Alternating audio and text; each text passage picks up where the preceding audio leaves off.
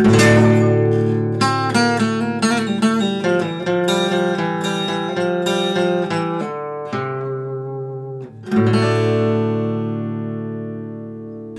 to the Aliens and Cowboys podcast. This is our Dirty 30 episode. Woo! Whoop, whoop. Do you guys think we'd make it to episode 30? No, I thought we'd make it to episode 2. Yeah, pretty much me too. That includes the trailer. I thought we'd bomb right after Joe and I did that first episode and just moved on. Yeah. We turned the mic, pull the tarp over it. Yeah, we kept the receipt. No. Tonight, we're back. Third installment of the Matrix trilogy. Yes. Matrix Revolutions, guys. I'll just go ahead and say right now, definitely better than episode 2 of the Matrix trilogy. But not as good as the original as a standalone film. Okay. Agreed. All right. Yeah. We can definitely get to that. Let's do it. First things first, Nate, I like your shirt. You Thanks. can't see Nate right now, but he's got a 3-wolf shirt howling at the moon. It's symbolic. Look it up on Amazon and then specifically read the comments about how lucky, how awesome this shirt is. And then buy yourself one, because then you can look like me. Yep. That's like a metaphor. We sure let's look at can't not look at it. It's just great. It's true. It's a great shirt. All right, Joe, hit us with some pop culture. What you got? Pop culture. I just wanted to talk about one in particular here because it ties so perfectly into our topic for these past 3 episodes. But they have more or less confirmed, I think it's in early development. This has been swirling around the rumor mill for quite some time, and I think now it's finally getting some traction. But a new Matrix movie. Look at that. What perfect timing. Serendipity. Yes, Serendipity. Indeed. I believe the Wachowskis will be back to direct, is my understanding. I have not heard 100% they were confirmed, but great, because Keanu Reeves said he wouldn't come back if they weren't a part of it. True. And yes, so we can do a little bit more research to see if the level of their involvement. The article I saw specifically seemed to reference that they could actually be returning to direct, but they are, it seems like, going to be involved, at least in some capacity. If they were actually directing again, how cool would that be? Yeah, absolutely. So excited for that. It does sound like, at this time, Keanu Reeves has not been confirmed. However, this is really cool. Michael B. Jordan will be the primary character, it sounds like. Will the ones meet up? Will There there be 2 ones? Multiple ones? Yeah. Oh my gosh. Does that make 2? How does that work? Is it Thunderdome? 2 will enter, only 1 shall leave? I don't know. I wonder what role they would both play. Like, I wonder if Michael B. Jordan would take on the mantle of a new quote-unquote 1, or if it would somehow be more of a, I don't know, like more like a Morpheus Trinity character, where he's not all-powerful, but lives in the, world. I'm interested to see, and I forget the terminology they use, Michael B. Jordan's self-realization or whatever, like how you perceive yourself in the Matrix. Because when you look at people's outfits, you're like, really? You chose that to wear that for yourself? Maybe think about the Morpheus's purple suit. Kind of reminds me of like the Joker. Yeah, it's got the green. Yes. And I think he's one of the best looking people of the people who choose their own outfits. So jealous of that from Reloaded. Yes, the one you guys are talking about, the green tie and the purple jacket and the alligator skin pattern overcoat. I can't pull that off. I had a listener give some feedback on that movie the other day. He said it was the best car chase in movie history, he said, was the second one. Where they're on the highway. In movie history. That's what he said. Hey, that's a bold claim. I respectfully disagree that it's the best in movie history, but you and I disagree. Yeah. I think it could be a contender for sure. Okay. Yeah, maybe. I don't know. I'd have to. What's the best car chase scene that comes to mind right Fury now? Road. Sorry, I had to jump on that. I always like Gone in 60 Seconds when he gets into Eleanor. At the end, he's being chased by Delroy Lindo, and he's chased by Timothy Olyphant. I really like Gone in 60 Seconds. Yeah. All right. Because I just kind of like that connection he has with that car. He leaves that to the last one and has to go steal it. So. Sure. Oh, that's cool. I do agree. Awesome car chase. I would rank it very high overall on the list. It's not necessarily a car chase. That one is. I'm sorry. Oh, the Matrix. Is a mix, right? It's not full car chase the whole time. Oh, well, not the whole time, but in terms of a car chase action sequence like that. Yeah. Free or highway scene is pretty rad. Yeah. Okay. Yeah. No, anything else? Otherwise, I'm really excited about this. So I was going to throw this out there. If any of our listeners are into like tabletop wargaming, I finally took the plunge officially into Star Wars Legion. So it was really awesome. My wife got me the starter kit for Father's Day, so I've been spending the past couple weeks or so putting all the pieces together. And I'd actually purchased one of the expansions before I even got the core set for Father's Day, so I've been kind of piecing my armies together and stuff. But man, it is cool. It's like Star Wars Warhammer, essentially, is what it is. Yeah, totally. Nerd alert. Totally. I will wear that mantle. But it's really cool. I'm almost done putting everything together. I've been reading up on the rules, so I feel pretty comfortable getting ready to throw down with this. And I just got to get some figures painted. It's going to be sweet. Yeah. Okay. It's right up your alley. Yeah, totally. Couple things I'll bring to the table here. Did finally watch the trailer for the Avengers video game that you talked about. Yes. And it looked interesting. I'm still going to be on the side that I was previously of saying it would have been even better had it had the likeness of the actors portraying them, or at least their physical appearances. It just doesn't seem the same to not have them look similar. Okay. That's all. Go ahead, Nate. I was going to say, this is a PS4 exclusive. Is that what I understood from the trailer? Oh, I don't know. Oh, is it really? I think it is. I missed that completely. And if it is, if that's the case. Can't play it. I can't play it. But that frustrates me even more because PS4 gets so many awesome titles, and maybe I take it for granted and don't realize how many Xbox exclusive titles there are. But I just feel like PS4 has so many good games that I would be interested in playing, and I've never made the jump over. But let's also be fair. You wouldn't play this game until it came out 3 years later. You have a bad habit. And not until it was $20. Yeah, you have a bad habit. Not until it was part of are you done with that? the Xbox Criterion collection. Yeah. You have a bad habit of playing games, when they're in their 5th installment. Sure, nowadays. Oh, man. That's funny. But yeah, I'm very... think that... So I was just going to say, I'm very interested to see the gameplay because they did a lot of cinematic events too. But what really interests me too is how well they did PS4 Spider-Man. Okay. Dude, that one really interests me too. That's another PS4 exclusive that I'd love to play. That's right. But I can't. I know. That's what I was going to comment on actually as well. It's a perfect segue, is that it seems like PS4, in terms of the popularity of their exclusives and new exclusives that they seem to be coming out with, they're still delivering on those. Xbox has, we got Halo and Gears of War, and nothing else is jumping to mind. I'm sure someone's screaming at me right now, saying something I'm forgetting, but those are the only two. But maybe that's the point, is that those are the only two that stick in your mind, too. Yeah, right? That's true. Yeah. That's true. But PS4, they've got some good stuff, no doubt about it. And the Spider-Man, though, specifically to circle back, that's actually the exact point of evidence I wanted to bring up to why I'm not worried about this Avengers game, and in terms of characterization, anyway.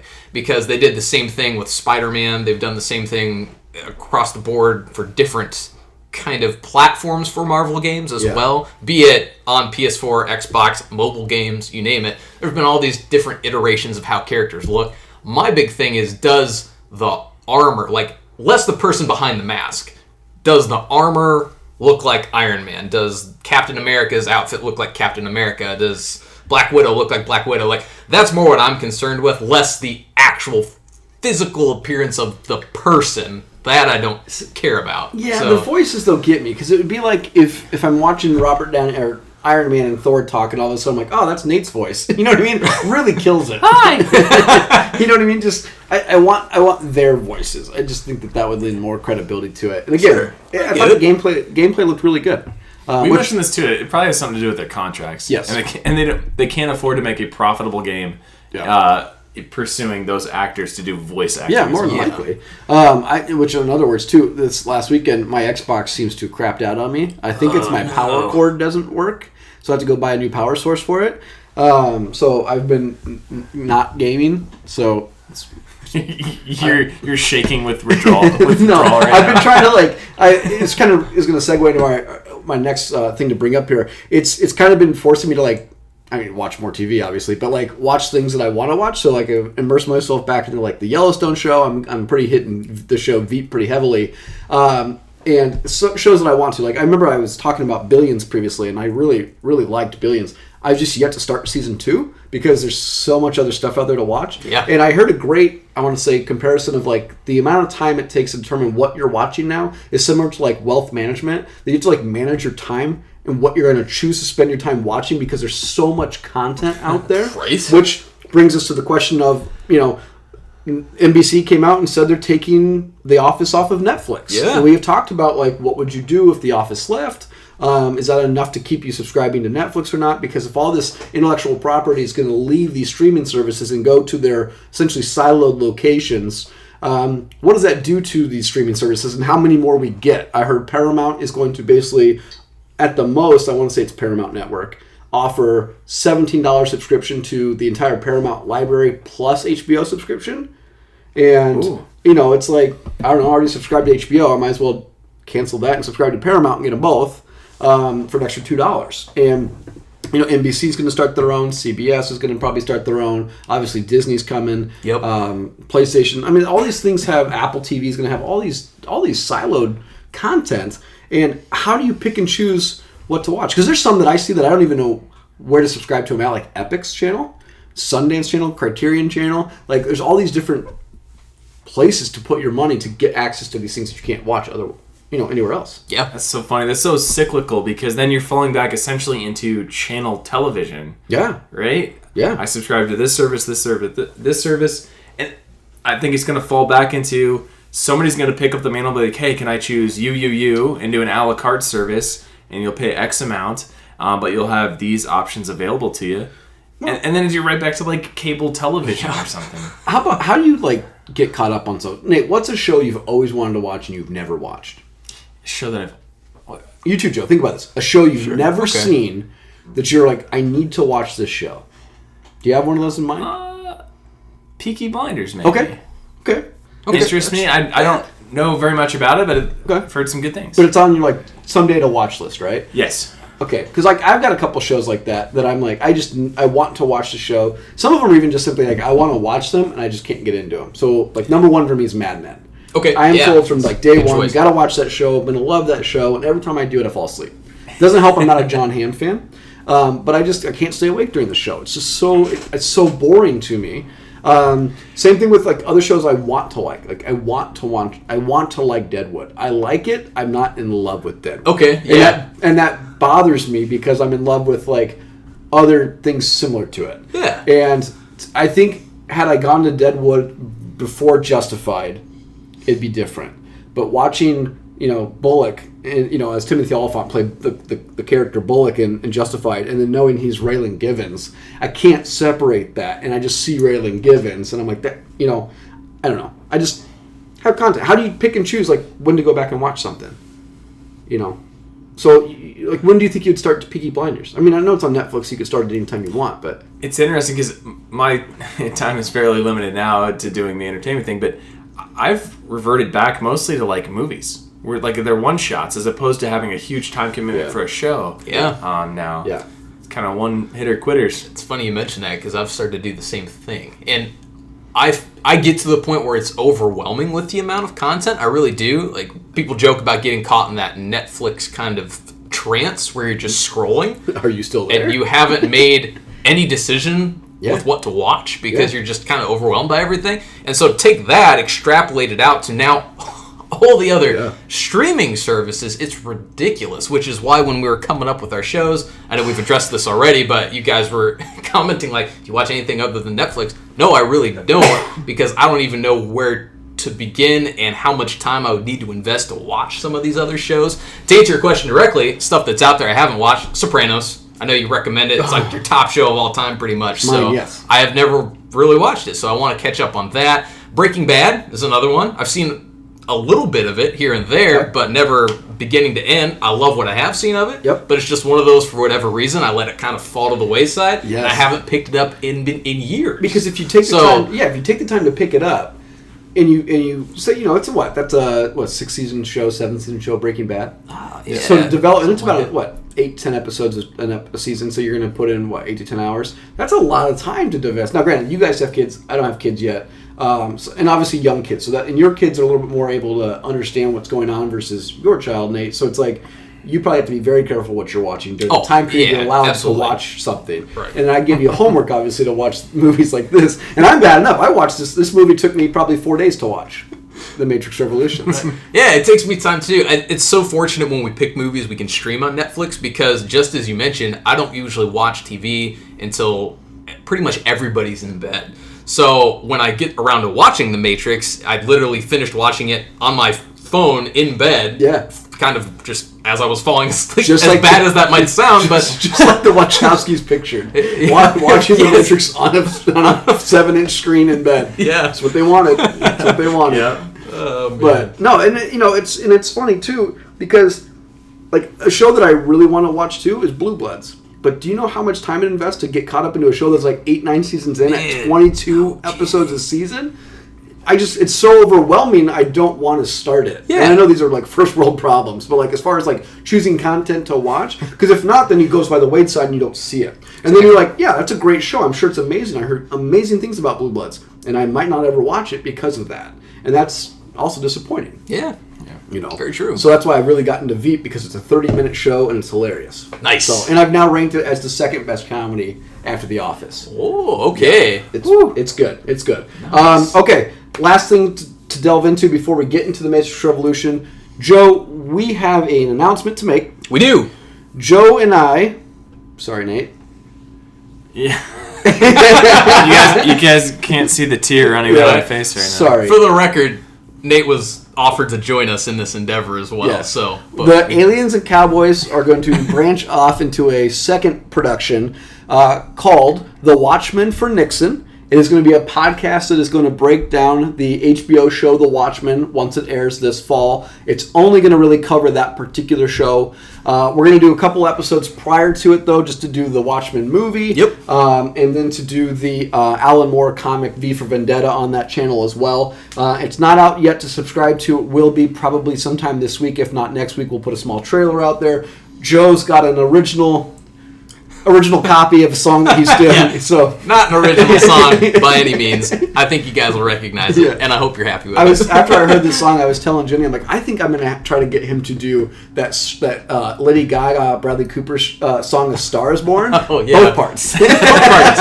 Whoa, okay. But we're going to do this Watchmen podcast, and we're going to continue to do Aliens and Cowboys. The three of us will still be here normal time. Yep. Nate, unfortunately, he's got too many things going on. He'll probably pop in for a special guest appearance in the Watchmen podcast. But again, Watchmen for Nixon. It's going to go on just like everything else does with Aliens and Cowboys, and that will specifically cover the Watchmen show. After the show's done, we'll put it to bed and pick it up the following year, assuming we're still doing this for season 2. So excited for that. It's an Aliens and Cowboys production. Yeah, if you don't like my voice, give these guys a shot. Please don't make it think like we didn't invite him. Yeah, we did you, invite Nate. him. We took a poll, Nate. Yeah. I get the majority vote, 2 versus 3. 2 versus 1. Yes. Okay, so let's get into the Matrix Revolutions, the reason why we're here tonight. Joe, do you want to give us a brief synopsis of this? I can. Oh yeah. All right. So this third installment finds us in the struggle for Zion, wherein the machines, the machines are beginning to launch a full-scale assault on the last city of humanity, Zion. And in order to try to counteract this, the forces of humanity have launched a brave counterattack against the machines. Meanwhile, Neo and Trinity have taken a ship provided by Niobe and gone off to try and actually prevent the machines themselves from taking over by way of returning to the Matrix and stopping the nefarious endeavors of the one Agent Smith. Nice. Thanks. Nice. That was good. Thanks. Initial thoughts, Nate. Why don't you kick us off? What did you think of this movie? I know On the rewatch. Statistically, it did not do nearly as well as the second one, and nowhere near as well as the original. True. Okay. What did you think, though? Although, Yeah. I personally enjoyed this, like Gary said, more than the second one. Okay. But less so than the first one. The first one is obviously still my favorite, especially how much time they spent on a standalone film. And then you get into the troubles of just saying, oh, this is a moneymaker. We've already branded this thing. Shell me out 2 more scripts in 3 years, and we're going to do the whole thing. So it's obviously very rushed. I don't know. It felt that way, at least. Okay. I don't know if they had an end game in mind, the Wachowski sisters. But You just call them the Wachowskis. It's good. the Wachowskis? Sure. Did you like this as much as you liked the first 2 you said? I like the first one the best, then the third one, then the second one. I agree, and I think I like the third one the second most too. Surprisingly, I thought it had a much better story. I don't think it's a great ending to the trilogy. Okay. I feel like I felt like it left a lot to be desired, just based on maybe not answering questions about things. But I thought the action was really good. Yeah. The CGI was great, except for it's more limited. I feel like in the third one. Sure, there's better pacing, maybe. Well, I think the more like you know where everybody's going. These guys are going to Machine City. These guys are simply heading back to Zion. We're not in all these different locations, going in and out of the Matrix multiple times. They're just kind of like we're kind of stuck in the real world, really, for the most part. You know, so yeah. And I think to your point of pacing, I would agree with that because it seemed like the Matrix first movie. You have world building that needs to be established so everybody can wrap your head around what's happening, and they do that in such a great way in the first Matrix. Then Matrix Reloaded happens, and they actually kind of have to now do that all over again because now you're introduced to Zion and the remaining, forces of humanity. So they really slow down again. You go from all this momentum in the first one, and I think maybe that's analyzing this again. Maybe that's what I disliked about the second one. They kind of grind to a halt again so they can re-explain the new things that must be introduced. And by the time you get to the third one, that pacing's still there. Now you know what's going on. You know what needs to be done, so they can kind of pick up and run with it, and you don't have much downtime, so to speak. I'm gonna agree and slightly disagree. So Sure. I don't think it's necessarily world building in the first movie as much as it's like philosophically building. Like True. As what was probably supposed to be a standalone sci-fi movie, it's just simply building the deep thinking thought process of like, whoa, is this real or not? Right? Am I in the Matrix? What's the Matrix? What's real? Perception's reality. What's choice? Whereas in the second one, we're like, okay, now we have to create this world. So we're going to bring in all these additional programs that exist now and show you the architect who created this, stupid thing, right? We're going to create all these different new settings, and now we have to go, we should probably show you Zion 2. So I feel like the world building took place in 2, which is why it does grind to a halt, because they're having to throw so much new stuff at you that might not really even have an impact on the actual story. Yeah. Like the Merovingian, how much of an impact does he actually have on the story? Does he needed? If you removed him, does the plot still flow to the same spot? Probably, because ultimately the plot is still Smith and Neo, and he's kind of the machines that come into MacGuffin Zion. of the Matrix in a Yes. way, because it's after they get to him that obviously it leads to some of the coolest action sequences as well. But that's interesting to think about. Yeah, Maybe the point to look at him is like he is one of the rogue programs, to where the programs do have choice to some degree as well, to where he refuses to go back. We shared the theory that he was like a previous operating system, and he just said, "Nah, I'm just going to stick around in the Matrix for a while," and he's gained enough power that they can't do anything about it. Yeah, he's like the Super Nintendo. It's like he comes on a rebound, and people are buying it at Christmas now. Exactly. Yeah, I think that this particular movie too, I think I don't know, I think the acting, I liked Neo better in this one than I did in the second one. Okay? That's in my notes as well. Yes, I agree. Almost I like think he did a much better became job. comfortable as the one, whereas in the second one, maybe he's not comfortable with that character. There's more emotion shown through it, I think. Yeah. Besides the end where he's trying to save Trinity or whatever, and he's sad about it, obviously. But he is very stoic. He's got the glasses on the whole time. And you'll see, like, throughout the third one, his glasses get flicked off. Same with Agent Smith. And maybe it's, like, metaphorically, like, you're finding out who those people truly are. Yeah. But I like he does a much better job of acting in this third one. Okay. Also, I would like to say, just because I brought it up last week, I do think that Mech Warrior battle at the end, really cool. Super cool. Definitely holds up. Yes. Really neat. I love Do that you entire think sequence. There are 250,000 Sentinels. The way they flow through. No, just like we don't think there was an actual quarter. We thought there were way more than 250,000 people. Yeah, based on looking down that spiral of bridges. Yeah. Yeah. Definitely way more Sentinels than people. One of my favorite parts is when you see the Sentinels work entirely together. Hold that. We'll come back to that. Okay. We'll come back to that. So cool. Let's do any casting changes. I don't know. Are they really introducing any new characters besides, obviously, they replaced the Oracle. The Oracle had passed away before she was able to film her scenes. Right. I don't like Niobe. Oh, really? And Lawrence Fishburne? You don't like their love story? I don't... How old is Lawrence Fishburne? How old is Niobe in that? That's what bothers me. How is she, Jada Pinkett Smith, attracted to Lawrence Fishburne? On an emotional level, I have to imagine. I don't know. I don't know. I don't buy it. I didn't see.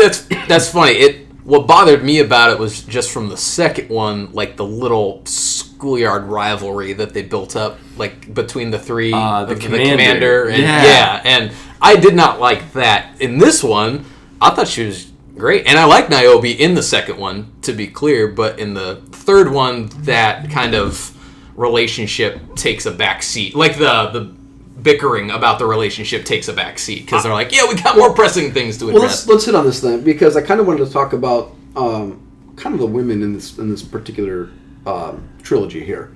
So I'm trying to find the lady's name. It's Link's wife. Oh, yeah. Okay. What is it? Z? Is that her name? I believe it is Z. Yeah. Okay. Yeah, it is Z. So I thought she was a character, and I told you this, Joe. I think we were at work. She needed to have a bigger part in episode 2. Yeah. Okay. They needed to do something. I don't know what it would have been. If it simply would have been she was part of like a military contingent somewhere like in the pipes or in the sewer system or whatever it is that gets attacked and survives. Like, we need to see more of her in the second movie to build that up. Because she is such an integral character in the third movie. Pretty big storyline. Probably third biggest storyline is her survival in Zion. They spend a lot of time doing it's not that I don't care about her character. I think she does. I'm saying she should have had a bigger part in episode 2, because that's a relationship you could have built off was them. Like, you could have put aside the Morpheus and Niobe one and put this at the forefront with Link and Z. Agreed. And I think that she was extremely strong. And I agree. I think she should have had a bigger role in the second one. And I thought about some of the women too, and it kind of bothers me rewatching it because I harken back to Trinity in the first movie. And I've been on record. Trinity's my favorite character. She's such a strong character. It's very weak of her to be waiting for love based on what the Oracle is telling her. Yeah. Kind of don't like that. Kind of doesn't age well.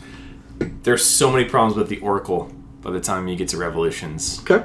Well, hold the Oracle. You can criticize the Oracle in a minute, but I'm just talking about their treatment of say, Trinity as far as being the strong character who's essentially just being told to wait for love because the Oracle said it's going to come. She seems to be too strong of a character to do that, in my opinion. Yeah. Now, maybe it's her choice to follow the Oracle. I don't know. You can debate that.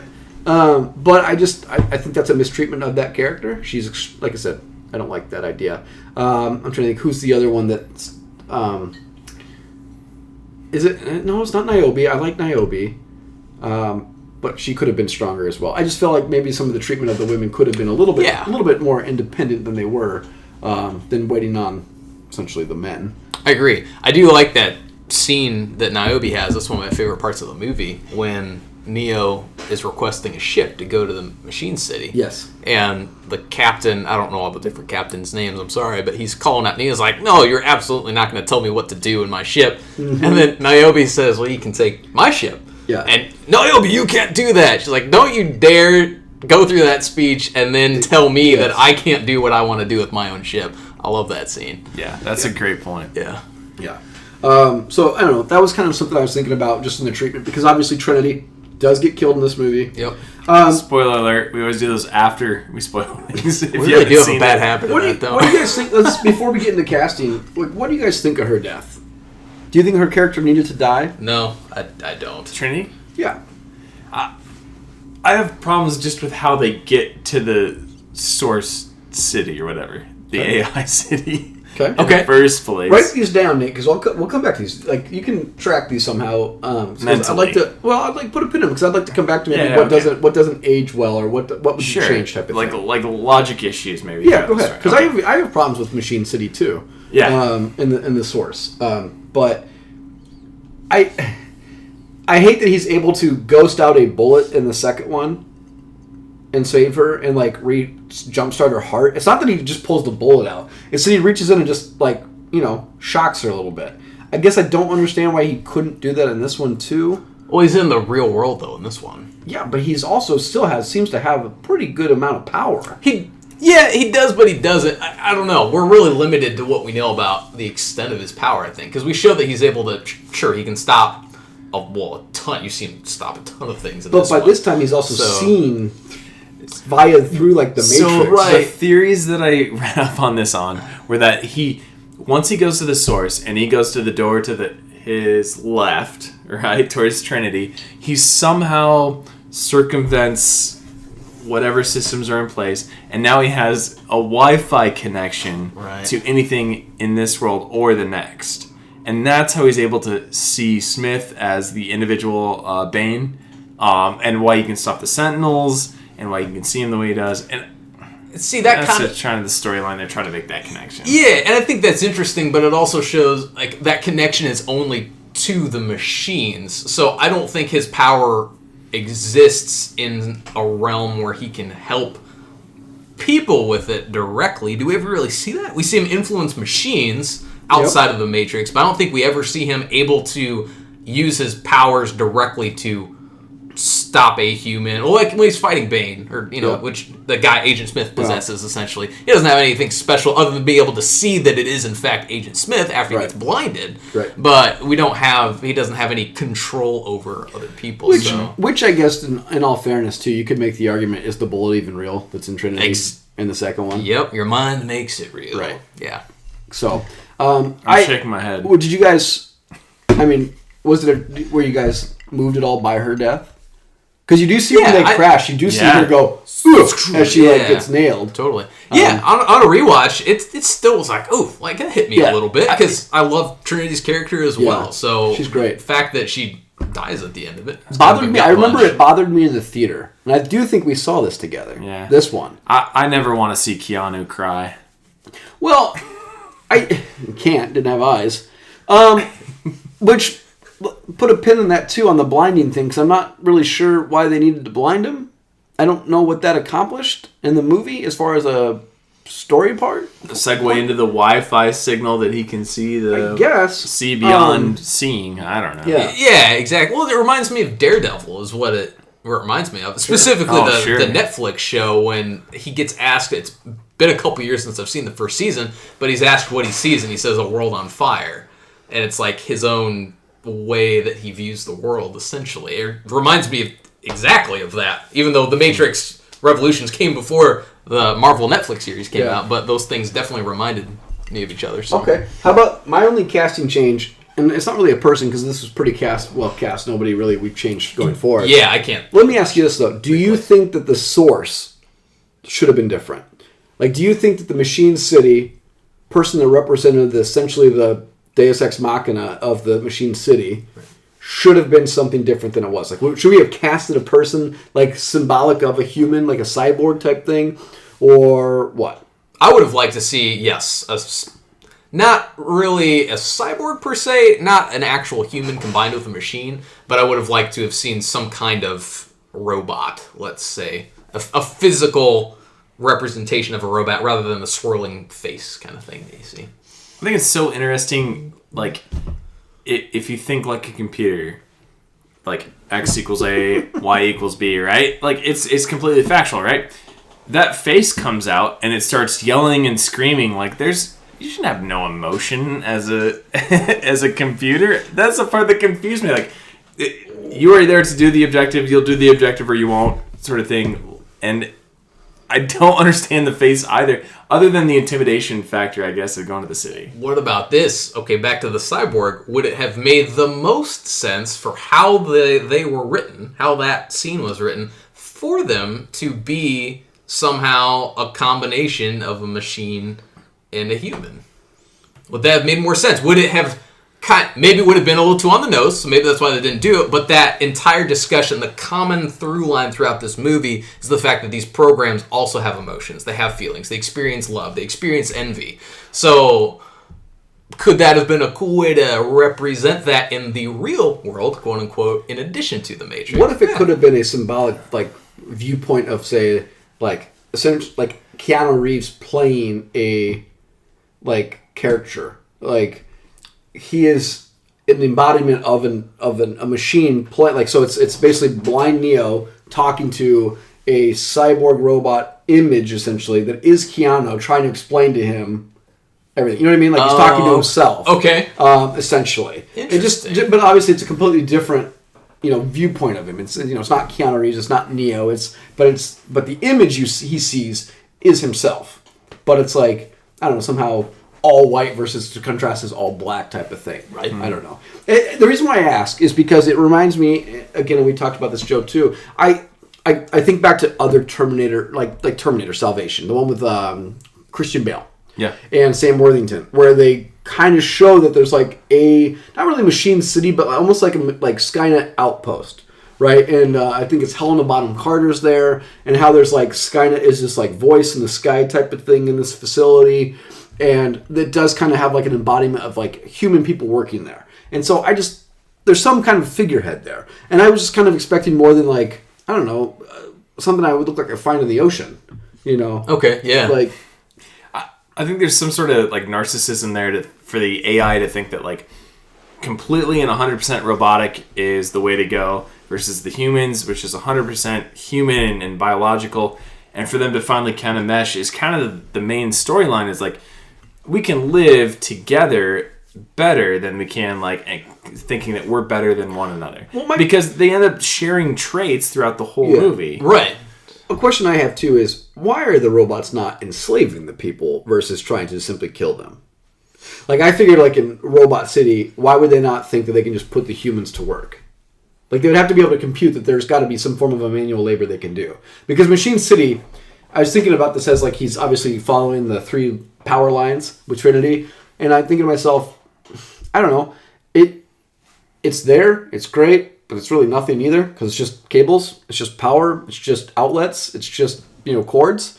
I guess, I don't know if I'm expecting something different because of the way things are portrayed like AI in other films. Sure. And so it's definitely a different look, I thought. But, I don't know, I'm just curious, like how there would be no humans that would have been like, oh, I'll side with this robots to save my life, and the robots essentially enslave some humans. So I wonder if that's done more to convey the sense that there's a lot of talk about purpose, and if you don't serve a purpose, this is the machine's viewpoint, if you don't serve a purpose, then what's the point? So I think it may be twofold. They view themselves as being able to perform any task better than any human, so what's the point in that capacity? But also, as soon as you enslave humanity, you're providing an opportunity for rebellion of those people if they did decide to rise up, versus just eliminating them, still being provided with all the power because you have them all hooked into the Matrix, and then the purpose of some machines are to build, are to fix, are to repair, are to do this, that, and the other thing. So maybe they just view humanity truly, completely, there's no worth whatsoever with them, other than being plugged into the Matrix and providing them with power. Like, that's truly the only purpose that they find a human to have is in that capacity. I don't know. I want to watch the Animatrix again, because I think I think there's 6 episodes in it, but I think one of the episodes is like a prequel as to how we create AI to our benefit as humans, and they rebel against us and essentially enslave us, and how the Matrix finally kind of comes to be. Okay. And it has to do with kind of our narcissism to say you're not worth what we are, for the very same reason that they're enslaving us in the end. I need to see that. I've never seen the Animatrix, so you're not missing much. Oh, got it? I don't own it, but I've seen it. There was one I thought was really neat, but the rest of it, I'm not really a cartoon person. That's true. We've talked about that. I'm not really an anime fan, so it wasn't my cup of tea. But I guess if you're into that stuff, you might like it. There was one, I think, because they're all individual stories. I thought one of the stories was kind of cool and neat, but other than that, I didn't care about the rest. I mean, it would be interesting. I watched. It's an anthology that was released between 1 and 2, I want to say. Okay. And it explains the character of the young guy that's the ammo loader in 3. Yep. Kid. I think they call him Kid. Call him Kid. And you're just expected to have already seen the Animatrix to understand the background of this kid the whole time. Otherwise, he annoys the hell out of you because he's just annoying and worthless. Yeah. Well, and it's kind of one of those things, too, with that kid. I don't have a problem with that guy. That's fine. Again, I think my bigger problem is... His lines suck. And he delivers them so terribly. That's fine. But, I understand the need for a character like that. Because, like I said, even at the end of episode 1, of movie 1, Neo's on the phone saving somebody. and you don't know who it is. So you have to assume that, and we said in this episode 2, all those people are waiting for him to get off the elevator. So you've got to know he's got a cult following there. He is a arguably religious, he's a savior essentially to a lot of people. Yeah, absolutely. So, people who there believe are what Morpheus so many elements believes of Christianity. Oh yeah, and this is unbelievable. there's a lot. And even if you look at, I think after he passes away with the final battle with Agent Smith, you see a literal gold cross across his chest as he passes, I guess. Sure. Well, yeah, there's the imagery too of him, because when it's normal vision, it doesn't really look like much. It's a bunch of chords. But then also when he's kind of laying back like that, all the chords, when it's how he sees, it looks like angel wings. They're spreading out behind him as well, which is kind of cool imagery too. So, Let's do this then. Let's go forward to best scene. Best scene. Who would like to start? Nate? Or favorite scene? I can think of a least favorite scene. What? Okay. You want me to go best? Yeah, scene? why don't Let's you go go? best scene first. We'll track back to Nate because, of course, he's again not following the rules. The categories are the categories, Nate. No room. You sound like the Matrix. Those categories. What is choice, Nate? You have no choice. On this podcast, you have no choice. Easy, architect. All right, best scene for me. I love the callback that this has to the very first movie. It's not the entire extended fight sequence of Neo versus Agent Smith at the very end of the movie, but when they do tackle each other into the building, and it's reminiscent with the pillars and kind of the arrangement of the fight sequence between Morpheus and Neo when they're training in the first Matrix movie, and just you get Neo that does the little hand gesture from Agent Smith to run at him, and the fight sequence in that choreography, while brief, is really cool. I like how it slows down a little bit too, so you can see all their moves again. I love that scene, and then the shattered glass behind him, and it's raining. It's just a perfect inversion of that scene between Morpheus and Neo. It's the polar opposite of it. Okay. It's so great. I love that scene. Okay. Because I like Seraph a lot, I really like the opening scene where they're basically going through the nightclub. Sure. And obviously with the Merovingi, which we really like, and we get that whole interaction there. I also really like that. And my favorite quote, which I'll just jump on that right now, it's like, at the bottom of the stairs, there'll be a guy checking coats if we're lucky. And if we're not lucky, multiple guys checking coats. And I really enjoyed that scene a lot. I really like the fight. And it brings me to the question of Seraph. Seraph makes a comment in here that he's defeated Mr. Smith before, or Agent Smith. Interesting. Very. Very interesting to see how Agent Smith would have tried to track down the Oracle before. Because I'm assuming that's how they've interacted. Mm-hmm. I'd like to have seen, heard, I know we won't ever get that, but there's an interesting story there to tell. Why is Smith going after the Oracle? Yeah. Considering she is retconned to be the mother of the Matrix. And he is not, at that probably time, he is not free, essentially becoming a virus. So he would have been under the control of the program. True. And if they do move forward with this movie, I'm interested where they set it, because it could be really interesting. And that's the nice part about a lot of these programs being programs. You can recast and technically say they're the same program that we see in the original trilogy. Yes. So are they going to set it prior to these events? Are we going to see why Agent Smith tries to track down the Oracle? Could be really cool. Yeah. I don't know. Okay, Nate, why don't you give me your best scene, and then you can give me your least favorite scene. My best scene. Favorite scene. Okay. I did really enjoy portions of the dock battle, right? When the machines first start to penetrate the dome. Oh, yeah. Yes. Yeah. And you start to see the swarm of the Sentinels coming in. That's pretty cool. Yeah. The mech warrior battle and how many they just destroy, and you think, I don't think they have a chance. They're all trying to channel through that one bottleneck. Yep. And then you see them make formations like the hand and just overwhelm the control tower. It's pretty cool scene to watch. Yeah, no, absolutely. Is. The hive mind was really neat. Super cool. And the CGI really does hold up well for that part, I think, anyway. Yeah. It's super cool. Yeah. How about least favorite, Nate? I will say one criticism on that. The reloaders for the people who have one-wheeled carts that have to how do you not have more obstructions on the road to get to those mech warriors? Because there's so much stuff going on. But I digress. Okay. Least favorite is still the Rubberman, Stretch Armstrong CGI scenes in the final battle. Yeah. Agreed. And it's like it's something out of Dragon Ball Z, but even worse. I thought where they're battling and flying as one. See, I agree with you. I thought the rain was really cool. I like what they did with the CGI of the rain. Visually, I think it is fantastic. Just keep the battle on the ground. Yeah. Just keep them on the ground, and I thought it would have been way better. I don't think you have to have the Superman fights.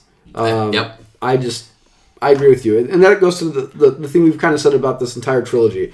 They kind of went more for the CGI and the special effects than they did for story. And we could have had a little bit better story and probably a little less CGI. Yeah. And, agreed. So I'll see this. Is it trying to jump the shark? Because how do you up the ante after the second one? Yeah, I mean, probably. I think some of the things in the second one, like one thing I think that doesn't hold up, well, really two things I don't think needed to be in this. I don't think you need to blind him, and we can debate that in a second. But one thing I also don't think we need is Bane. I think the entire story of Bane could be written out of this thing, save 15 to 20 minutes in this movie, and... See, I disagree with you there. Okay. Because there's a good dichotomy there between Neo entering into the real world and having a connection to the AI, and the same thing with Agent Smith, who makes a connection to the real world and has a connection to the human population, which is kind of ridiculous. But they kind of both make that transition to one another. The mirror, and it follows that mirror image kind of imagery that they try to portray throughout the second and the third iterations of the movies. It cracks me up that Neo doesn't know who he is, though. Who are you? Mr. Anthony. He's got the same delivery and everything of Agent Smith. Yeah, that actor does a good job. Does a super good job, yeah. We talked about it a bit, too, I think, beforehand, Garrett. Regardless of what you think about the character himself being there, that actor does a great job with his line delivery. That's an ode to, I'm drawing a blank, the actor for Agent Smith. Oh, Hugo Weaving? Yeah, he, the way he portrays that character. The way he portrayed the character. Yeah, definitely. One of the most iconic villains, probably. Yeah. That's out there. One character we didn't mention on Casting Changes is the Train Man. So let's pin the Train Man, because let's come back to that, because I have a criticism of his 6-shooter being able to shoot 15 times. Okay, did anybody notice that? Wait, I wasn't counting, but did you count? I counted for his limbo type deal in the real world, or did he shoot really like 15 bullets in the? Oh no! Real Like when they're chasing him. First off, I also like when they're chasing him and they're trying to do like the filming of it. And if you watch them, you can see Seraph, Trinity, and Morpheus run in place, like trying to run really fast, but like they're standing straight up to make it sound like they're. You know what I mean? Like trying to chase him, but they're really moving like nowhere. And then he turns around. He literally has a 6-shooter, like small revolver. Right. And he probably shoots a good 8 to 10 times, no joke, without reloading. See, I love when Trinity took the energy and the effort to flip through the little train station section, you know? When it hits your waist and you got to rotate the thing. Yeah. Like the train man. Also, how tall is the train man? Super tall. He gets cast as a lot of those very tall character roles. He's been in Star Wars as well, that actor, as like tall alien species and stuff like that. He played a wizard in Legend of the Seeker as well. Yeah, he's got a couple other roles out there. Okay. Yep. How about best quote? Best quote. I've got mine ready. If you guys want Go to ahead. rattle it off here. It's actually by Mifune, I believe is how it's pronounced. He's the mech commander who makes the final stand. So it's his speech. I'm a sucker for like the impassionate speeches before big battles in movies. So I won't do the whole thing. He's got a fairly short speech he gives. But at the very end he says, "All I ask is if we have to give these bastards our lives." Whoa. Do it in the voice. Oh gosh, I don't know how. Do it in and don't use that bad word. I'm sorry. I apologize. I swear. Do it in any kind of voice. Just pick a voice. Any kind of voice? Usually like Minnie Mouse? Scottish dwarf. I won't do Scottish. I'll do all I ask is if we have to give these bastards our lives, we give them hell before we do. Yeah. That is not what that character sounds like. And then I gun flip him on Mech Warrior. I'm ready to go. Yeah. That was actually my quote too. Oh, perfect. Yeah. It was really good. Yeah, I love that entire mech sequence. So cool. It's kind of the Neo thing when it's so weird in that final battle. They like flip and they hit like wood and they're like, ugh, and then he also gets driven through asphalt like 15, 20 feet in the ground, and he's like, ugh. Like, it affects him the same way. That's your quote? No, but this is my setup, right? Okay, got it. Okay, I got you. And Agent Smith clarifying. has this huge spiel about why do you do this and why do you do that, and he just answers, because I choose to. Oh, yes. I really like that. I find that very inspirational. I like it. Mind over matter for that. Yeah. He just My favorite quote is, as he goes through the asphalt. How about one gift? I like that quote, though, as well. One Yeah, it's a good gift or item or piece of advice you're going to give to somebody. one. Yeah. How about an EMP? Yeah, or the arc weapons, for lack of a better way to describe them, affixed to the mechs. Like, why don't they have a backup arc weapon of some kind that doesn't require... Well, I'm sure they run on, battery packs? I don't know. They don't explain that. But it's what all the other guys are running around with. It's the only other weapons we see them use are those, arc casters. The laser and they're conveniently ineffective and effective depending on the situation, right? Yeah. I mean, I guess I don't know in Matrix lore... Just don't cross the street. Don't cry. Yeah, it is like the Ghostbusters. It's like ghost proton packs. Yes. But I guess the fact that they're all armed at the end with these things, when they're about to make their final stand, they have to know that they would presumably hurt the machines. So it's not like using them would power the machines more. I can't believe that's the in-universe explanation for that, because they're ready to fight the machines with these things. It's like, why don't you have to strap a couple of those bad boys onto the shoulders of these mechs? I'll tell you, if I was one of those guys and you gave me the laser gun, I'm gonna probably think of the same way Will Smith thought in Men in Black 1, where he gets the noisy cricket. And he's like, you get that and I get this gun? You get a mech warrior with two huge guns and I get this laser beam? I would be disappointed if I'm the guy that has to open the door every time and try to jump out and shoot one or two of them and come back. Right, I'd be like, no thank you. At least give me the rocket launcher thing. I'll take that job. Climb through the tunnels. I definitely think more EMPs would have been fine. Yeah. I guess I don't know where all the rest of their ships were. I think they're all destroyed. They were all supposed to all pull them back. They were all supposed to return though to Zion, and it only sounds like it's a bad problem because the hammer doesn't return, and the Nebuchadnezzar doesn't return. Okay, well, I guess I'll throw this at... I agreed with you initially, but then the commander... I really just need to look up his name. I've been referring to him as the commander the whole time. But anyway, he makes the point to call out when the ship does make it back through that now you've just handed them Zion on a silver platter, because a true EMP blast knocks out, of course, everything. So the machines in the proximity, including their own defenses as well as others. So I don't know, but if you had a bunch of machines, then you think you could just EMP on one, EMP on another. Yeah. So I guess, I don't know. Why don't they set them up on the perimeter and then, set them off in the specific tunnels? That's true, yeah. Yeah, before they even get to Zion, kind of. Yeah, they put a lot of value in every one of those ships. Yeah, and then you only see 3 of them. Budget constraints, probably. Budget constraints, yeah. It's the direwolf all over again. What we got next? Did you do your advice quote or advice or item? My advice or item? I don't know. It would have to be something along the lines with the Oracle, to where every time they go to advice from her, it's like, you can choose or not choose. I'm just telling you something, and they're like, all right, but you're programmed from the machine world, and what's your goal in mind? And you're like, well, there's no value. Why did I even come to you? It reminds me of, there's always money in the banana stand. It kind of reminds me of that. That's a good reference. Do you want a cookie? Yeah. Okay. Most cowboyish scene, and I want to go first here. Yeah. How about just simply taking a ship to Machine City? Pretty cowboyish. I was thinking to myself, how would they have ever tried to put on a...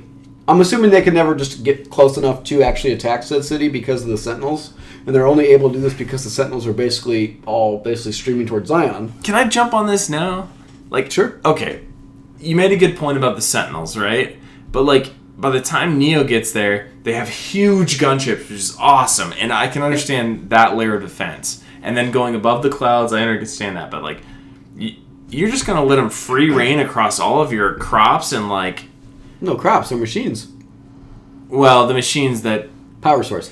What, like, at what point I just assume you're not going to destroy humans in the process of destroying machines as well. Sure. But like, it seemed kind of easy just to jump into the machine city from one ship. And then, granted, Neo also destroyed all the bombs, but yeah, they get all the sentinels or whatever chasing after him too. I agree that when they're first going up, though, there's like a lot of little spider-looking machines that are tending to the humans that are trapped in the Matrix and everything like that. Maybe they just aren't programmed to alert. I don't know. But think about this. They also introduced a lot of other robots. When Neo's walking along the corridor to like meet the source, all those little tiny. Is that what you're talking about? That's actually not the part I was talking about. There's like, as the ship is flying, if I'm remembering correctly, they fly over the fields, and then the spider. You see the spider machines in the very first movie too, but all those are just kind of chilling. Like, oh, here's this human ship flying overhead. Yeah. So going to that particular scene though, let's talk about real quick before you guys do your scenes here. So Trinity and Neo go north, right? They go up in the sky, and they break the cloud, and Trinity gets to see the sun and the sky, and she does the "It's Beautiful" thing, and it made me think that Joe, that she's got to be the only person with actual eyes that has laid sight on the sky, since Neo's blind by then. It also made me realize what doesn't really matter, because she lived in the Matrix and she probably saw sunsets all the time, and she wouldn't have known any difference. So what's that matter? Oh, it's just a matter of how well they were programmed versus what they were. It's like that. Those were fake. Now you know they're fake, but this is real, and now you've finally seen the reality of it. Does it hold more value than seeing something? Are you looking at it the exact same picture and know that one's a replica and one's the actual image?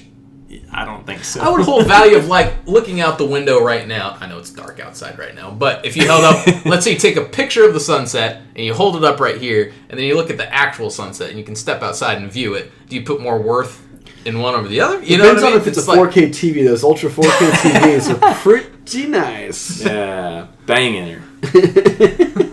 But I'm okay. It just makes me think of Game of Thrones, the way they went up above the clouds and saw. It's totally. It's basically also a peaceful thing versus like what's chaotic underneath, and she's going to meet back, obviously, and which is her death essentially. Yeah. I like how they're going to crash, and Neo's like, "Nope, we won't. Keep pumping," and she keeps trying to prime the engine just in time to crash. And Maybe that's the piece of advice. Like, no, you need to hurry up. This thing's going to crash. Stat. He's like, slower. I think that's what he says. He's like, slower. And I don't know. That was too bad. Too bad she passed. What's my question though to you guys is, what do you think previous to that the closest anybody's ever got to Machine City is?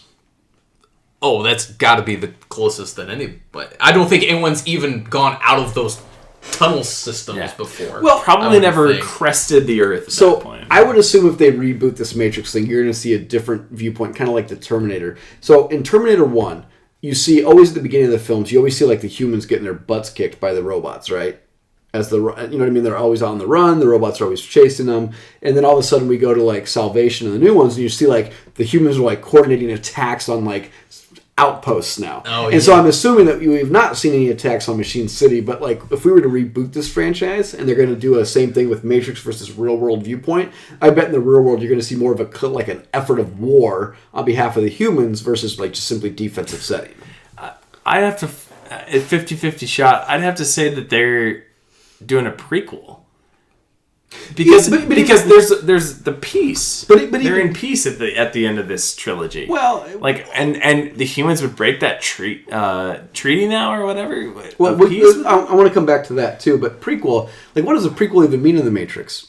What iteration are we getting to this Matrix? 1 through 5 of the ones. I don't know. That's a good question. But even if that's the case, at what point does the Matrix actually get created? And that's a good point, too, because it ruins the story, because like, oh, they're just going to go to this trilogy in the end, right? No, but at what point does this Matrix, like, you can make the argument that Earth gets created with, like, the Big Bang, right? How does the Matrix get created? Like, if you really think about it, the war takes place and he creates this Matrix. I guess my question is, how does the Matrix get created? I don't know. There's a period of time where we create the AI from that animatrix to where they actually enslave us in the process. Yeah, I mean, that's kind of interesting. to create like a docile farming environment. Yeah. From where you just slave them to do whatever work you need them to do. Yeah, I don't know. And at the end, I think they still set up the fact that there could be conflict. I mean, they tied up the trilogy with a pretty neat bow. But they acknowledge.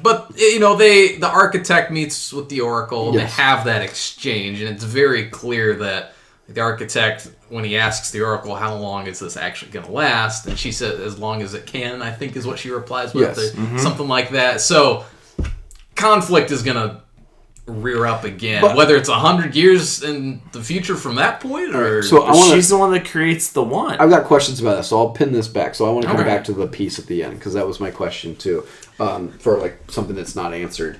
Do you guys have any other Cowboys scenes that you wanted to go through? Oh, it did. We kind of talked about it. I guess not this specific part of the battle, but it's Mifune's last stand, essentially, where he loads up and fires away at the Sentinels and everything.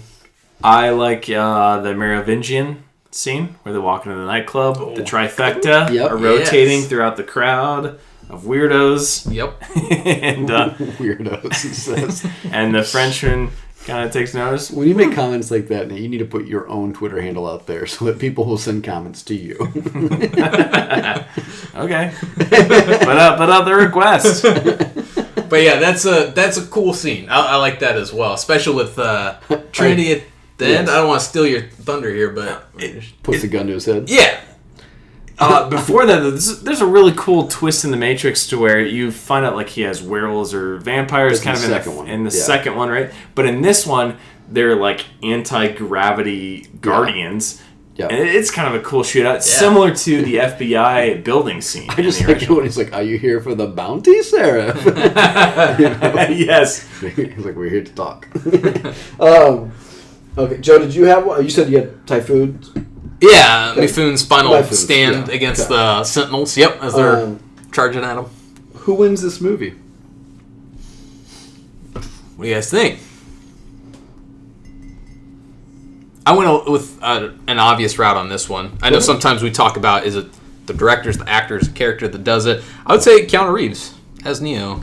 Okay. I think really, and we talked about this a little bit earlier, seeing his character progression up to this point, and I think he does a really good job in this movie. I really like Keanu Reeves' delivery on a lot of this. It's him, kind of like you were saying, Nate, earlier, that he's kind of fully accepted what his responsibilities are.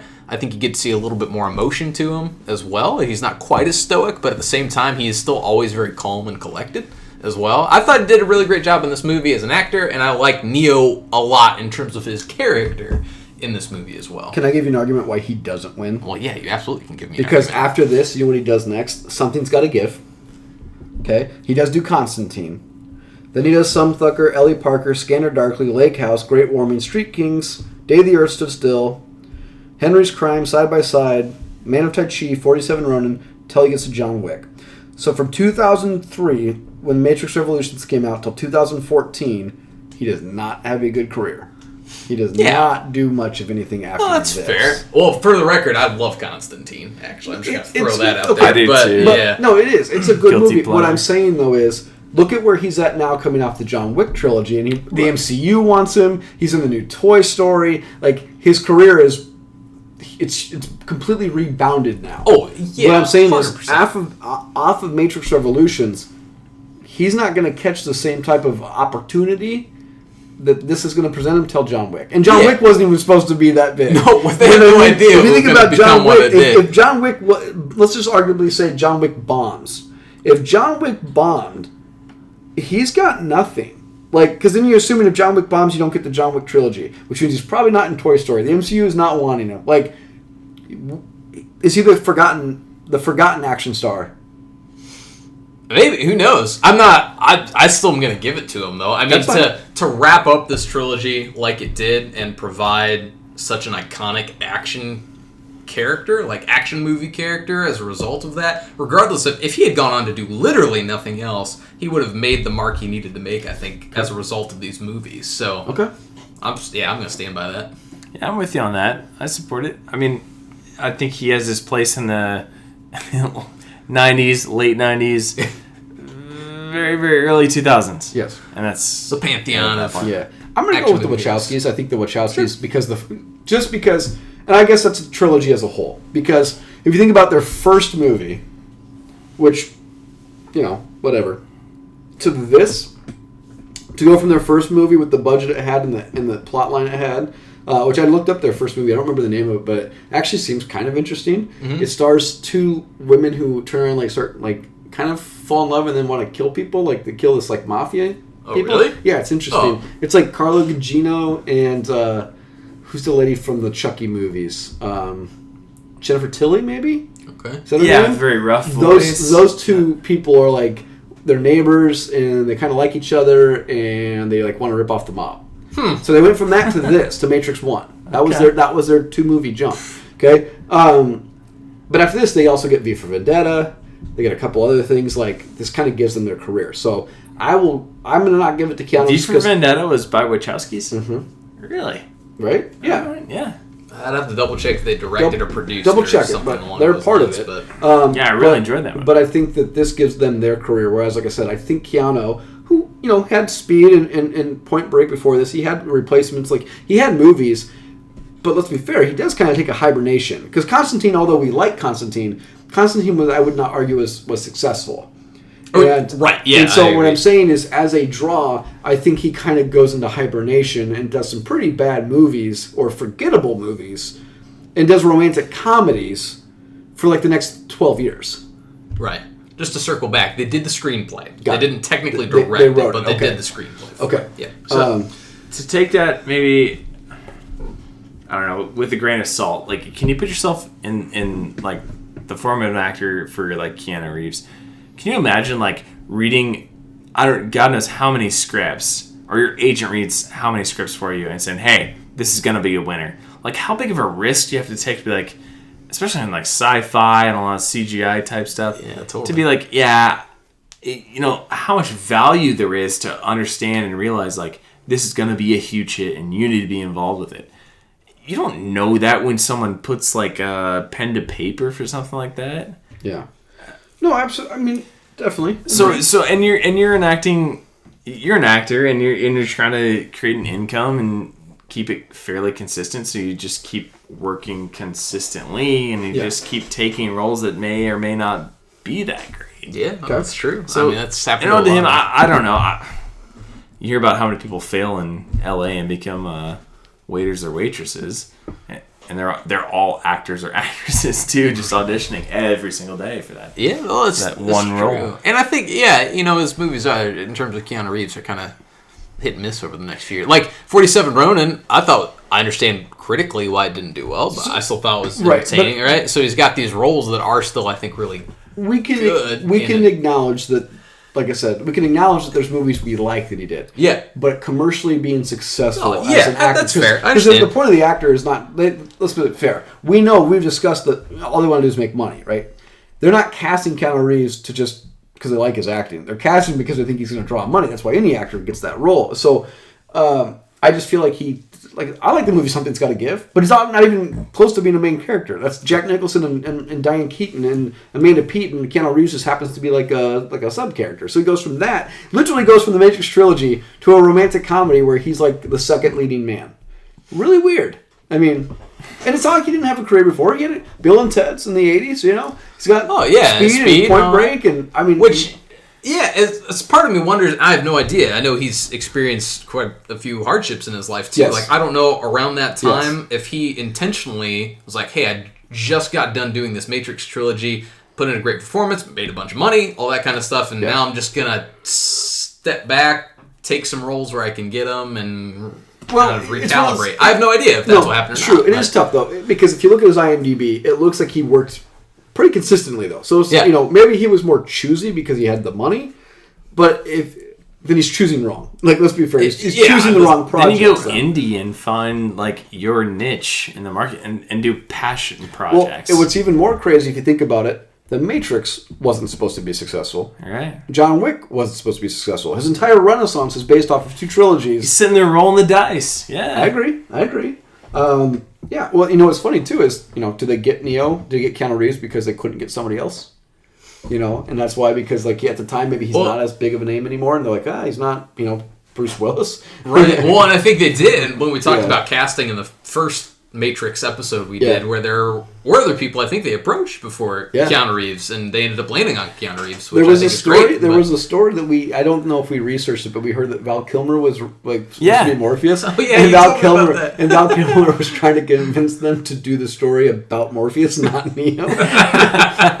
Sounds like Val Kilmer. Well, he probably just came off The Saint. Yeah, I love The Saint. The Saint. That's what I'm saying. It's a good movie, but you know what? It's Real not? Genius, The Saint. It's not successful. Yeah, you know. it's very true. Okay, so we don't really need to do the reboot or sequel because obviously we know we're probably going to get a sequel. Mm-hmm. But I have a couple other questions for you guys. Number one, train station. What did you guys think of the train station? Anything that's symbolic about the train station that you can think of? Was it necessary? I like the train station sequence overall.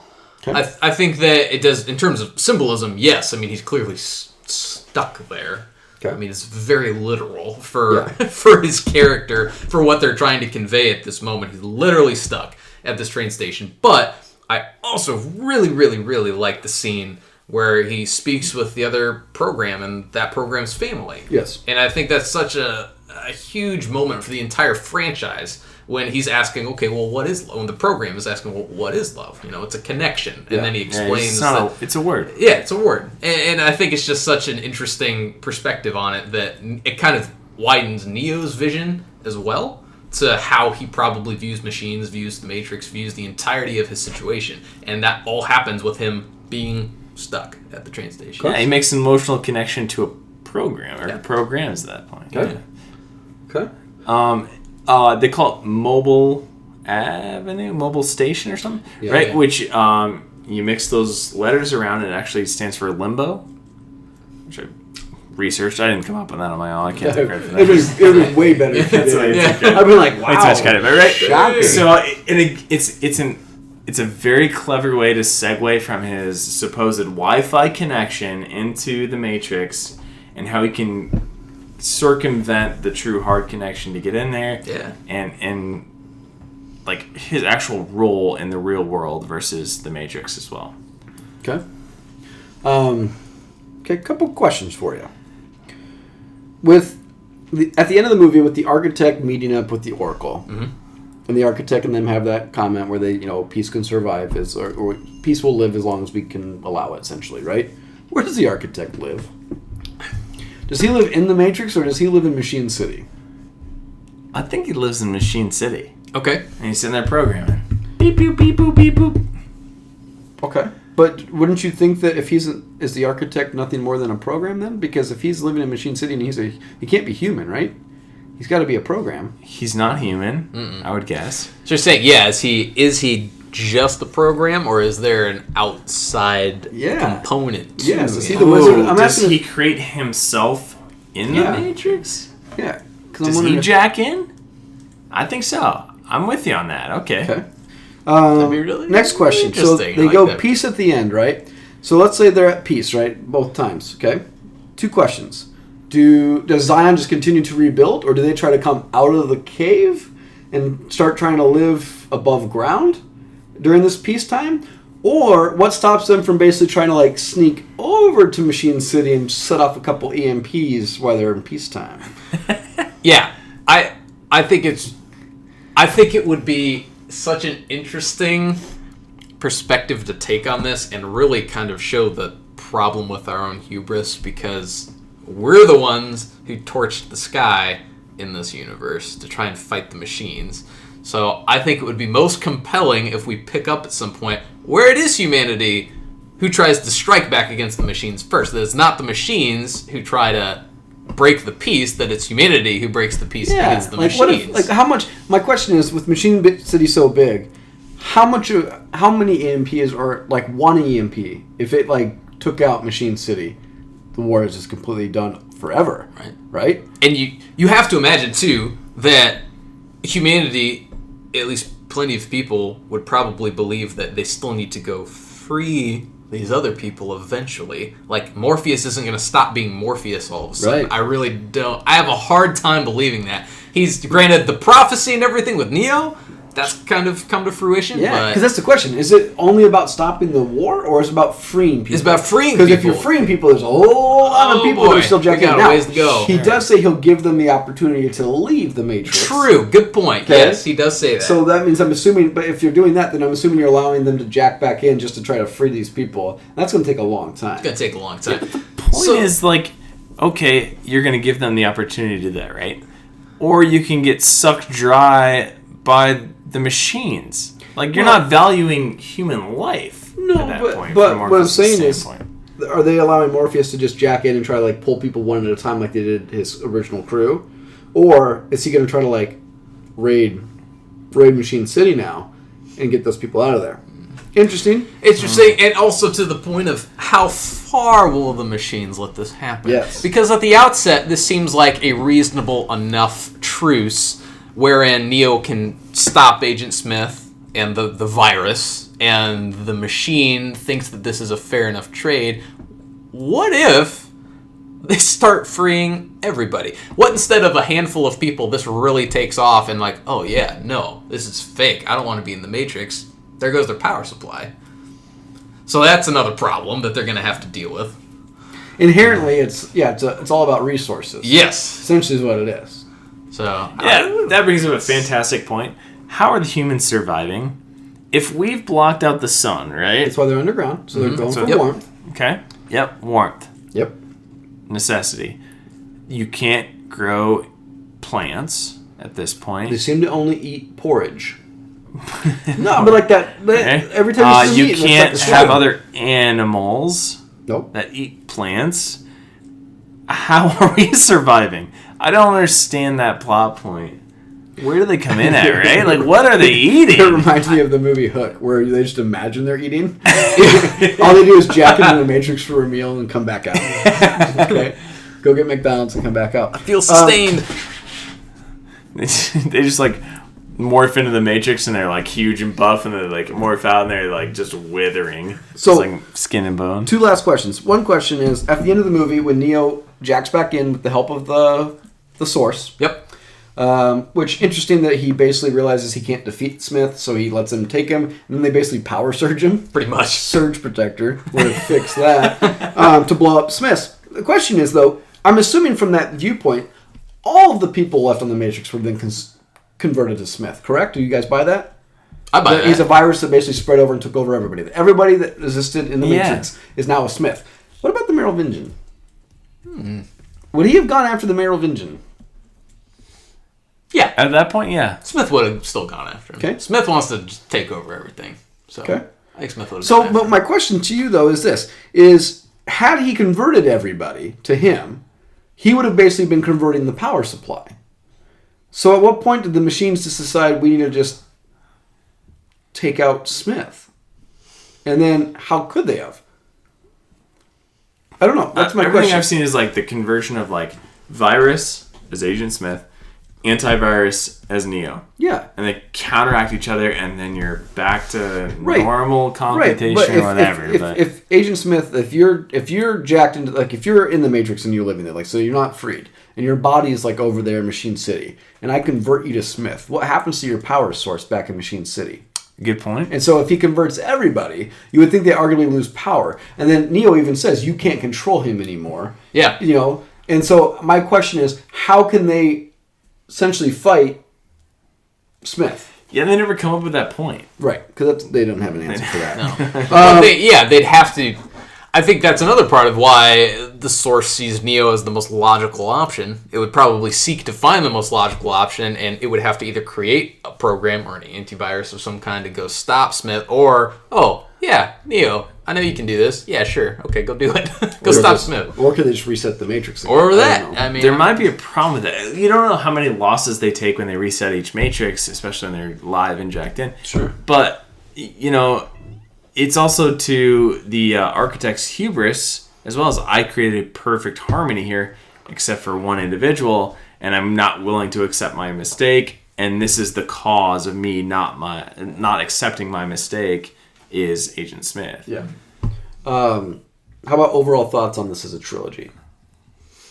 really enjoyed it as a trilogy. Yeah, I haven't seen it in a while, so it was fun Yeah, to rewatch it. it was. It was a lot of fun to rewatch it. It had also been quite some time since I'd seen all three. Like I mentioned, I think for the first one, I see the first one fairly regularly, but it had been quite some time since I'd seen the second and third installments. So, yeah, regardless of my complaints, I think we were probably harsher on the second one than we were on 1 and 3. Yeah, but taken as a trilogy, I still really enjoy it. It's pretty high up there for me in terms of not only trilogies, but just kind of action movies as well. So I really enjoy the philosophy on a lot of that stuff. I think if you had just stopped at 1, it would have been fantastic.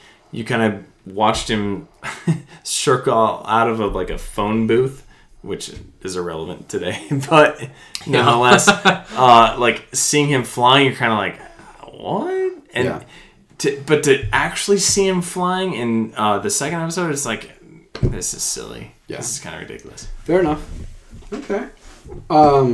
But it still holds up to you guys, right? Like, it's still The Matrix is still The Matrix. Because it's probably one of the most significant trilogies. Oh, yeah, absolutely. I think it was something that redefined an entire genre and really set the bar for special effects. Because I know that's something else we've been harsh on, that kind of Rubberman syndrome that happens with older CGI like that. Yeah. But at the time, I mean, particle effects, a lot of the just outside of Agent Smith and fighting Neo, the other special effects across the board, I think, are really good. Many of which still hold up. It's just, I had a funny comment that when I was watching this. It's like how many practical effects there were when the rain was actually falling during those scenarios and they're trying to talk and they're just getting drenched the whole time. Like, how many takes that would have taken to do, and they're just getting freaking and the whole time. Street they're walking through is like 6 inches of standing water, it looks like, as they're walking through. Or when they destroy the street and they decide to bring in that older actress of the Orpheus... Oracle. The Oracle. Yeah. And they're like, all right, here's what you got to do. You got to go lay in that puddle for a while, and we're going to rain on you still some more. Do you guys get it? No, not yet. I'm feeling good from the other angle. That was okay. That was an okay take. We got to do 7 more just in case. So, Nate, you have not seen John Wick 3, Joe. You've seen John Wick trilogy. I have, yeah. Which trilogy do you prefer? Ooh. I tend to lean towards the sci-fi element and the philosophical part. All right, so you're a Matrix guy. It's a bit more layered to where John Wick is like pure action, and then there's a little bit of like the what am I thinking of? The hotel itself, the Continental. I like and that's a cool element to it, but I don't think it holds a candle to the layers that the Matrix brings. Okay.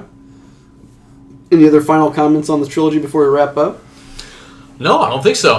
I thought originally for the following, what we were going to do to force you to watch it was to do the Bourne trilogy next, because he's not seen the Bourne trilogy. It's true. I don't know. What do you guys think about that? Are you guys up for a Matt Damon trilogy? I'd be up for that. I rewatched that again. Yeah, it's good. Sure. Okay, so let's plan on doing the Bourne trilogy next. There's other deeper conversations we need to get to. We want to get to like a MCU versus DC versus Star Wars versus Harry Potter, Lord of the Rings type stuff. But we have to wait for, obviously, Star Wars to come out to finish that out. Obviously, we want to thank you guys for joining us tonight. Don't forget to go out and keep looking for the Watchmen for Nixon podcast on the upcoming HBO series, The Watchmen.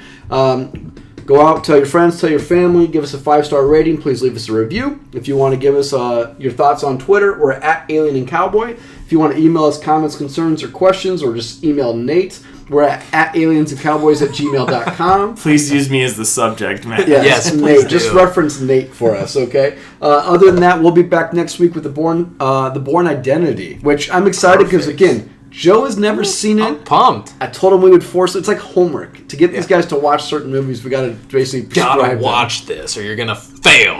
Yeah. Well, I'm excited because this, I believe, before the John Wick trilogy came about, that the Bourne trilogy was like the definitive action trilogy for movies. So it'll be interesting to get your take on it as far as... you love Matt. I'm excited for it. I think it's an interesting debate to do the John Wick versus Jason Bourne fight.